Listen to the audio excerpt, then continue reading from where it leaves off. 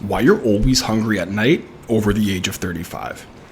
Sean here from Fit Fusion Brotherhood. I owned a gym for 10 years. I've coached thousands of clients, and one of the biggest struggles for a lot of men out there is that late night snacking. It can be so bad that the late night snacking alone can completely derail your entire progress. Okay, so we're going to talk about 4 reasons why this could potentially happen. And then of course, I'm going to give you some suggestions on how to fix it.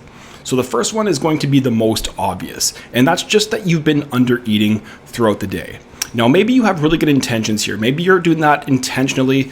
You want to get into a calorie deficit or you want to save more calories for later. But then what ends up happening is your hunger hormones go through the roof. The hormones that tell you when you're full are depleted as well. So you have this combination of your best effort, you want to be in that deficit, save a little bit of extra calories, but then you go completely overboard. So it's a strategy that can work for a lot of guys, but if it doesn't work for you, it might be time to reassess. So under eating earlier in the day can obviously lead to too much late night snacking. Number 2 would be cortisol and stress throughout the day. So as you probably know, cortisol is the stress hormone. Now what happens when your body has chronic levels of cortisol, it can actually suppress your appetite. So kind of going along with what I said with the first point, if you're in a high stress environment, maybe your work or your family life, that cortisol spiked, you're probably not feeling hungry at the time and you're probably kind of holding in all this cortisol. And then at night when the cortisol goes down, your appetite goes back up and then you eat way more than you probably should as well. So it can be just a hormone dysregulation that can really lead to a lot of this late night snacking. I also did a video earlier on the different types of hunger, and this one will apply. I'll post the link in the description, so check it out if you want to see a little bit more of a granular level of what is actually happening here.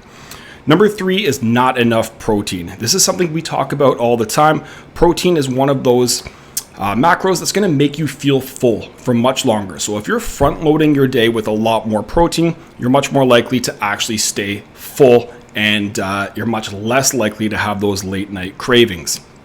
And then number 4, poor sleep and circadian rhythms, kind of tying the two together because they often are very related. So if you're not getting enough sleep, there's a lot of correlations and studies that show that you're more likely to have poor impulse control, you're going to eat more, you're going to move less, you just make way worse decisions. And then tying that into circadian rhythms, which is basically your body's internal body clock.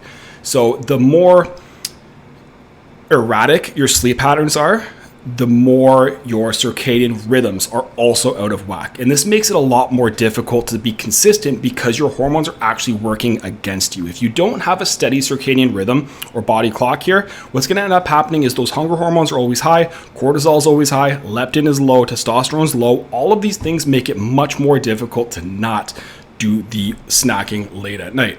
So let's give you some solutions. What are some things that you can do if you feel like you are really struggling with late night snacking?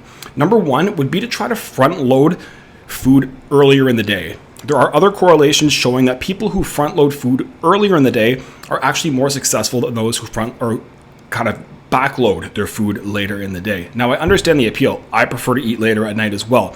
But if this isn't working for you, it might be time to reassess and try the reverse or the inverse. So wake up, get a good healthy breakfast, front load the calories so you're not feeling as hungry later on through the day.